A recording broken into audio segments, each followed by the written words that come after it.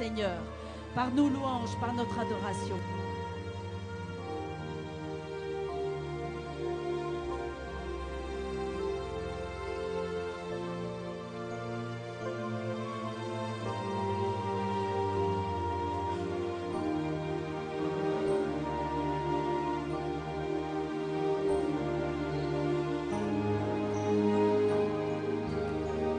Le salut. Le salut est à notre Dieu qui règne sur son trône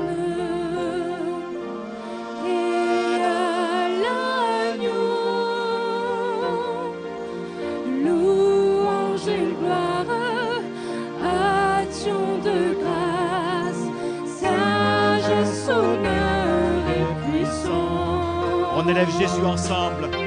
À tout jamais, soit notre Dieu. À tout jamais, soit notre Dieu. À tout jamais, soit notre Dieu. Amen. Nous les rachetés, nous serons forts. Nous les rachetés serons forts, unis dans ce même désir. Proclamons très haut, louange et gloire, action de grâce, sagesse, honneur et puissance. Alléluia. À tout jamais, soit à notre Dieu. À tout jamais, soit à notre Dieu. À tout jamais, soit à notre Dieu. Amen.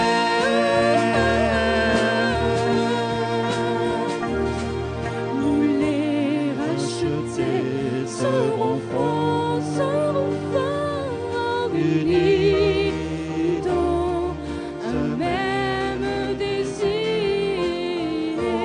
Proclamons très haut, louange et gloire, action de grâce, sagesse, honneur et puissance. Alléluia. À tout jamais, soit à notre Dieu. À tout jamais, soit à notre Dieu. À tout jamais, soit à notre Dieu.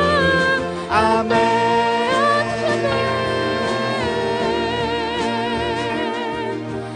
À tout jamais, soit à notre Dieu. À tout jamais, soit à notre Dieu. À tout jamais, soit à notre Dieu. Amen.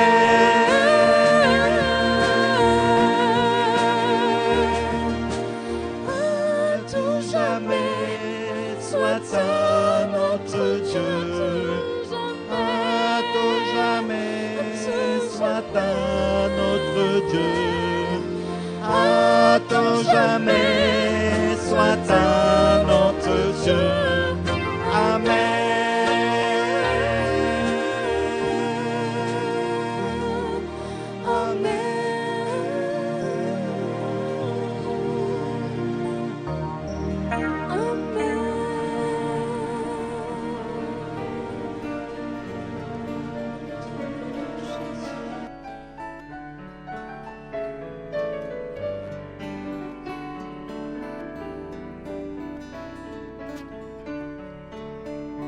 Dieu, tu es ma force, ma consolation, une lampe devant mes pas. Ta voix a triomphé de l'ouragan, remporté le combat. Dieu, tu es ma force. Dieu, tu es ma force, ma consolation.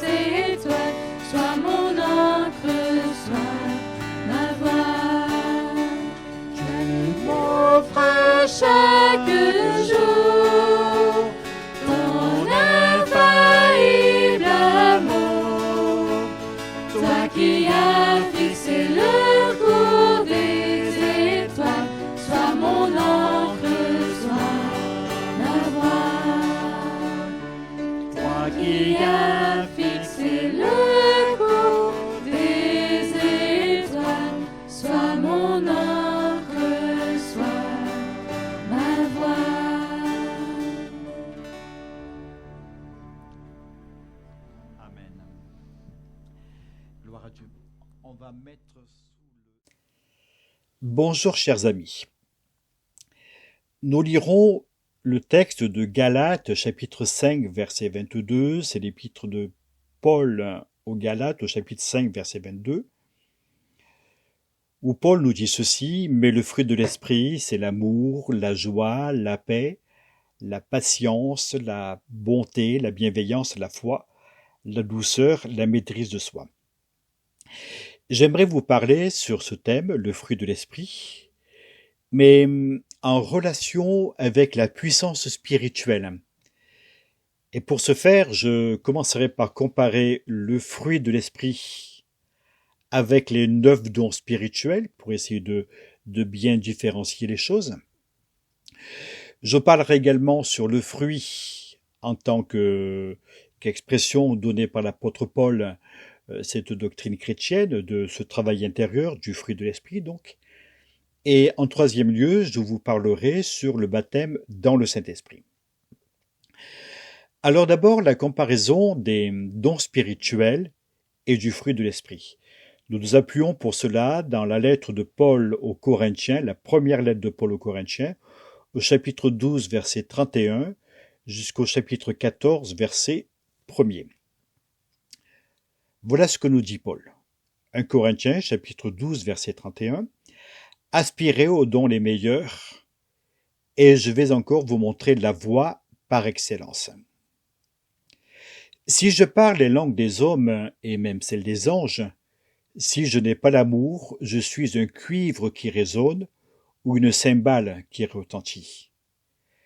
Si j'ai le don de prophétie, la compréhension de tous les mystères et toute la connaissance, si même j'ai toute la foi jusqu'à transporter des montagnes, mais que je n'ai pas l'amour, je ne suis rien. Et si je distribue tous mes biens aux pauvres, si même je livre mon corps aux flammes, mais que je n'ai pas l'amour, cela ne me sert à rien. L'amour est patient, il est plein de bonté. L'amour n'est pas envieux. L'amour ne se vante pas, il ne s'enfle pas d'orgueil. Il ne fait rien de malhonnête, il ne cherche pas son intérêt, il ne s'irrite pas, il ne soupçonne pas le mal. Il ne se réjouit pas de l'injustice, mais il se réjouit de la vérité. Il pardonne tout, il croit tout, il espère tout, il supporte tout. L'amour ne meurt jamais. Les prophéties disparaîtront, les langues cesseront, la connaissance disparaîtra. En effet, nous connaissons partiellement et nous prophétisons partiellement. Mais quand ce qui est parfait sera venu, ce qui est partiel disparaîtra. Lorsque j'étais enfant, je parlais comme un enfant, je pensais comme un enfant, je raisonnais comme un enfant, et lorsque je suis devenu un homme, j'ai mis fin à ce qui était de l'enfant. Aujourd'hui, nous voyons au moyen de miroirs, d'une manière peu claire, mais alors nous verrons face à face. Aujourd'hui, je connais partiellement, mais alors je connaîtrai complètement, tout comme j'ai été connu. Maintenant, donc, ces 3 choses demeurent, la foi, l'espérance, l'amour. Mais la plus grande des 3, c'est l'amour. Et puis au chapitre 14, verset 1er, Paul nous dit ceci: « Recherchez l'amour, aspirez aussi aux dons spirituels, mais surtout à la prophétie. » La Bible insiste sur l'équilibre entre ces 2 manifestations, mais souvent l'une est négligée au profit de l'autre. On parlera de la puissance charismatique, des dons spirituels, de l'autorité des dons spirituels, de l'autorité du croyant, et on négligera le fruit de l'esprit, l'amour, la joie, la paix, etc. À l'inverse, on insistera davantage sur le fruit de l'esprit, au détriment des dons spirituels, mais la Bible insiste sur l'équilibre entre ces 2 manifestations, qui d'ailleurs n'ont rien à voir l'une et l'autre. Pourtant, le Nouveau Testament marque une harmonie entre ces 2 sujets, qui sont parties indissolubles de l'œuvre de l'Esprit. Par exemple, si je reprends le texte que nous venons de lire de la première aux Corinthiens, au chapitre 12, Paul parle des dons spirituels. Au chapitre 13, il va traiter du fruit de l'esprit. Et au chapitre 14, il reprend son enseignement sur les dons spirituels, sur les 9 dons spirituels, mais particulièrement sur le don prophétique. Alors, le thème de ces 3 chapitres serait donc celui-ci: recherchez les dons spirituels tout en cultivant dans vos vies le fruit de l'esprit. Ils sont indépendants l'un de l'autre, mais quand même ils se complètent par l'équilibre qu'ils vont manifester dans la vie du croyant. Car dans ces 3 chapitres, l'équilibre est maintenu. Il est insisté sur la nécessité de rechercher les charismes, les dons spirituels, avoir avec pour toile de fond la recherche de la sanctification et de la sainteté. Je vous rappelle que la sanctification est cette mise à part pour Dieu et qu'elle a pour résultat un équilibre de vie dans l'existence du croyant. Elle nous permet de manifester ainsi le caractère de Jésus.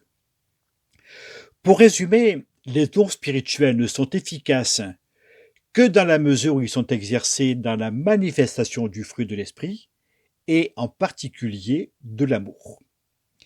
1 Corinthiens 13 parle précisément de l'importance de l'amour, du caractère éternel de l'amour, et nous en montre les conséquences éternelles par nos actions, par nos dons spirituels, si l'amour de Dieu les imprègne. Quand j'exerce un don spirituel, quand je fais telle ou telle action pour l'œuvre de Dieu, si tout cela est dicté par l'amour avec pour toile de fond l'amour qui imprègne mon cœur, alors cela aura des portées éternelles. La Bible, et j'aimerais clore ce petit volet de cette manière-là, la Bible insiste aussi sur l'harmonie entre nos 2 sujets, dans le fait qu'ils sont tous les 2 au nombre de 9 charismes ou dons spirituels et 9 manifestations du fruit. Cela nous enseigne qu'ils sont destinés à se compléter et sont en relation intime. Alors, après vous avoir parlé de cela, j'aimerais maintenant vous parler sur le fruit de l'esprit, le fruit lui-même. Ce thème est inspiré et significatif. Il nous parle de paix, il nous parle de tranquillité, de campagne, de force silencieuse, mais vitale de la nature. Actuellement, nous sommes au printemps. On a eu des journées magnifiques durant ce printemps, durant quelques jours là, et on a vu la renaissance de la vie. On voyait des arbres qui étaient sans feuilles, sans fleurs, sans fruits, et c'était un peu déprimant tout l'hiver. Et dès que le printemps arrive, alors on voit apparaître des feuilles, on entend des bourdonnements d'insectes, on voit des fleurs, des feuilles, on voit des fruits qui commencent à apparaître. Au départ, ils sont tout petits, mais ils vont grandir peu à peu, arriver à maturité, et on pourra les manger. Et quand on voit cela, bien on se dit, ce fruit qui est là, porté, est le résultat de la vie de l'arbre. L'arbre est vivant, et la preuve qu'on peut avoir que l'arbre est vivant, c'est au travers du fruit qu'il va porter. Le fruit est donc le résultat d'une vie intérieure de l'arbre. Et c'est une action combinée à la fois du soleil et de la pluie. Il y a eu l'hiver, la nature a besoin de l'hiver pour se fortifier, pour s'armer, pour appréhender le printemps et l'été. Et puis il y a le printemps, il y a l'été, il y a les saisons. Parfois il fait très chaud, parfois il fait très froid, parfois il pleut, parfois il y a du soleil. Et la nature est faite du soleil et de la pluie. Et dans nos vies, il en est de même. Parfois, c'est un beau soleil. Tout est magnifique, tout est glorieux et c'est très agréable de voir la nature, plutôt de voir ce qui se passe autour de nous. Puis parfois, c'est un petit peu déprimant. On peut se sentir isolé, malheureux et quelque part, on a envie de quelque chose d'autre. avec Dieu, nous pouvons vivre un véritable printemps et porter du fruit qui sera la gloire de Dieu. Le fruit de l'esprit est le résultat de la vie le fruit de l'esprit est le résultat de la vie divine de Christ en nous. Philippiens nous dit ceci au chapitre 1er et au verset 11. Nous sommes remplis du fruit de justice par Jésus-Christ à la gloire de Dieu. Nous sommes remplis du fruit de justice par Jésus-Christ à la gloire de Dieu. Le fruit vient d'une vie de communion intime et constante avec Christ. Et rappelez-vous ce que nous dit Jésus dans l'évangile de Jean, chapitre 15, verset 5. « Celui qui demeure en moi porte beaucoup de fruits. Si je veux porter du fruit à la gloire de Dieu, il faut donc que je demeure en Christ. » Le fruit pousse et grandit en nous d'une manière progressive, je dirais presque à notre insu. On ne le sent pas pousser au fond de nous-mêmes. Souvent, ce sont ceux qui nous entourent qui s'en rendent compte. Ils nous disent, c'est étrange, à telle époque, tu réagissais de telle ou telle manière face à tel ou tel événement. Là, maintenant, tu es plus patient, tu es plus calme, tu as moins d'anxiété, tu es rempli de joie, tu es rempli de paix. Et là, on manifeste ce que Dieu a planté en nous, ce qui est cultivé dans notre relation avec Jésus. Et puis parfois, on se dit nous-mêmes, tiens, c'est curieux, il y a quelque temps, je réagissais de telle ou telle manière, et là, maintenant, je réagis différemment, et on se rend compte qu'il y a un travail intérieur qui se fait au fond de nous-mêmes par la grâce de Dieu. Alors, cela, bien sûr, est pour nous cette grande chose, cette différence entre les dons spirituels et le fruit de l'esprit. Les dons nous sont communiqués dans une circonstance particulière, pour répondre à un besoin, pour une action particulière. Ils nous sont communiqués par imposition des mains. 1 Timothée chapitre 4, verset 14 en parle. Parfois en réponse à la prière, 1 Corinthiens chapitre 14, verset 13 nous le dit également. Nous devons y aspirer, nous devons les rechercher. Ils font partie intégrante du fonctionnement de l'Église et s'exercent dans le cadre précisément de l'Église. Alors que le fruit de l'esprit ne dépend pas d'une urgence ou d'événements particuliers, bien que certaines circonstances l'aident à mûrir. Mais le fruit de l'esprit croît, grandit à la vitesse de la nature, à la vitesse du temps, dans la mesure où le soleil de justice éclaire nos vies dans notre relation avec Christ, notre communion avec Dieu. Il n'est nul besoin de se cloîtrer pour recevoir ce que Dieu nous communique. Il n'est nul besoin de s'isoler dans un lieu particulier pour recevoir la communication de Dieu. Mais il suffit simplement de laisser couler sa vie divine au fond de nous-mêmes, et cela fera partie intégrante de notre vie. Notre caractère sera imprégné du fruit de l'esprit, qui est l'amour, la joie, la paix, la patience, etc., etc. J'aimerais, pendant quelques instants, vous parler sur le baptême dans le Saint-Esprit. Le baptême dans cet esprit n'est pas le moyen de recevoir le fruit de l'esprit, puisque son but est de nous donner la puissance pour le service et pour le témoignage.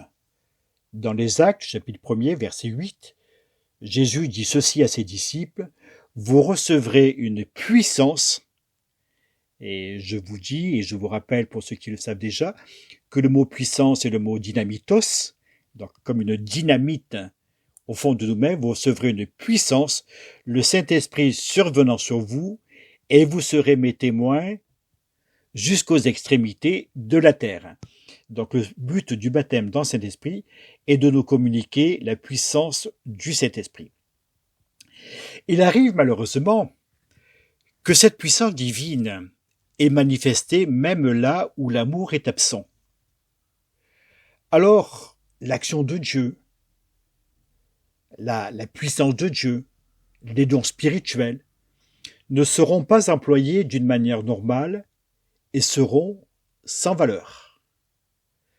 Parce que si les actes sont bien, mais que le fond du caractère ne suit pas, il y a un décalage, une disharmonie, et ce n'est pas à la gloire de Dieu.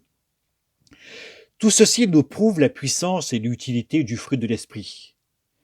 C'est l'influence tranquille d'une vie pleine de beauté intérieure, beaucoup plus que la puissance torrentielle d'un torrent ou d'une activité quelconque.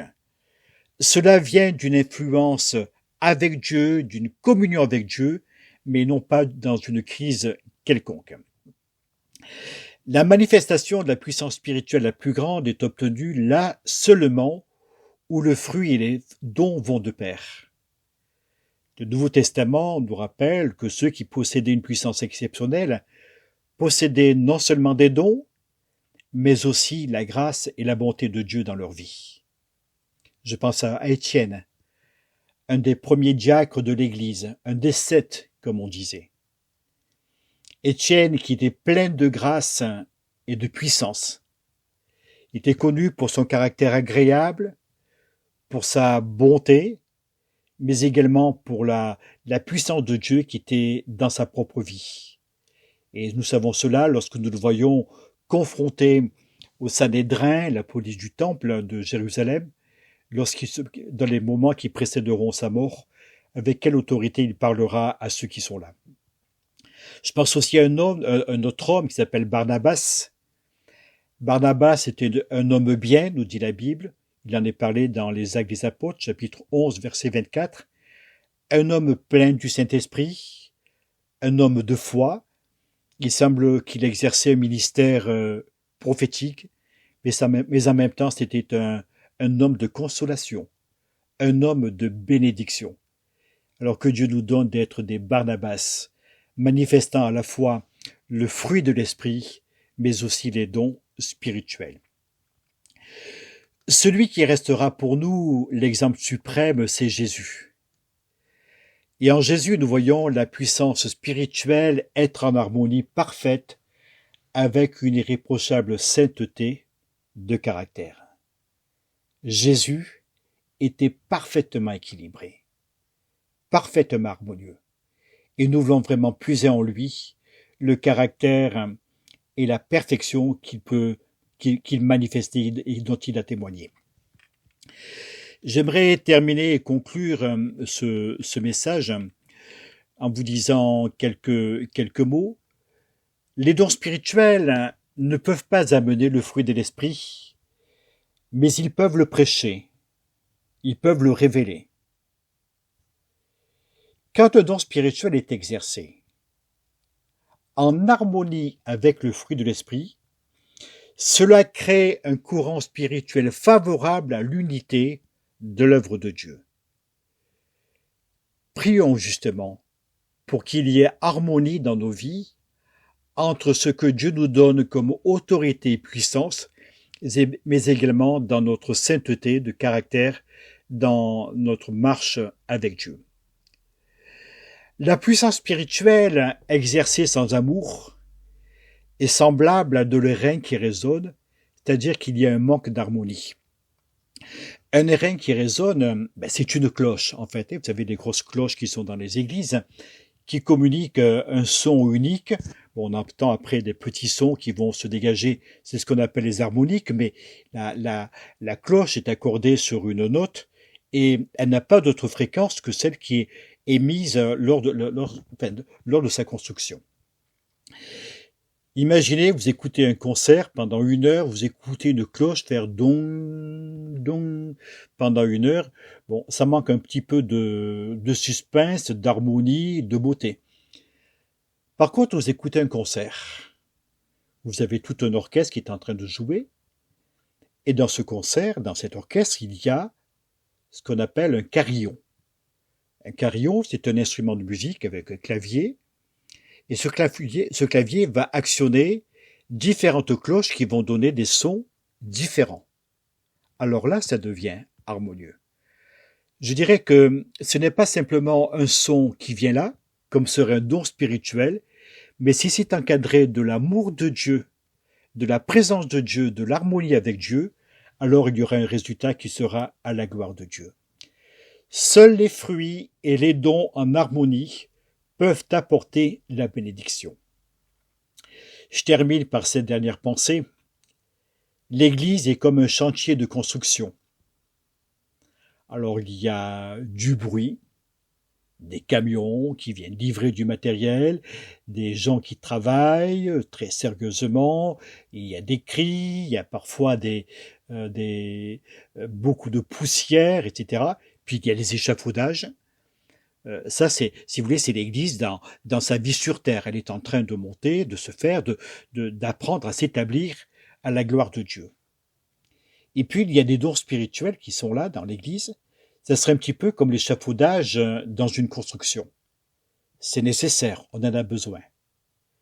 Mais imaginez une construction qui est toujours entourée d'un échafaudage. Ça serait dommage. Le résultat, quand même, est la construction qui est derrière, ensevelie sous l'échafaudage.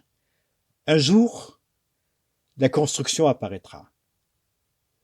Les deux sont importants. La construction, mais le résultat est important. Il en est de même dans l'Église.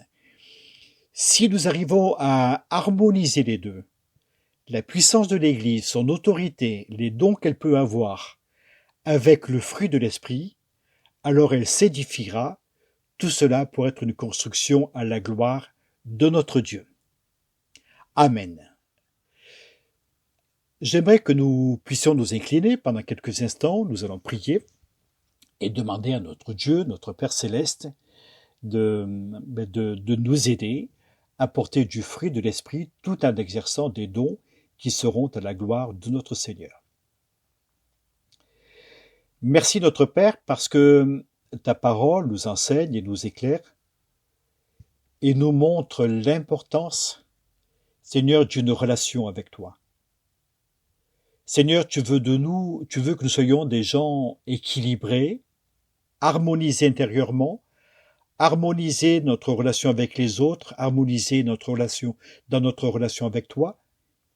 Tu vois, Seigneur, nous avons à cœur de développer des dons, des charismes, des actions que nous voulons faire.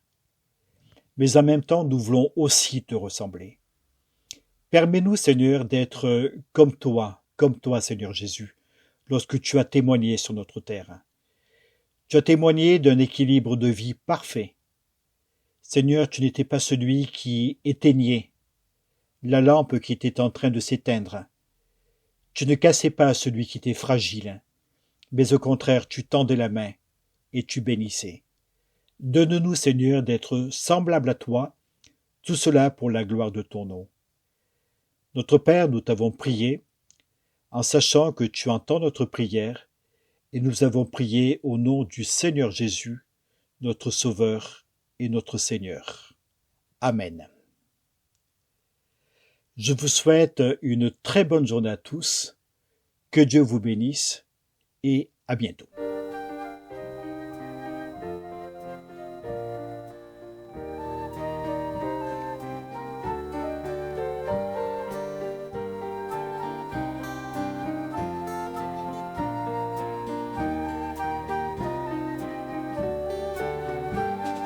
Esprit de sainteté, viens combler nos cœurs.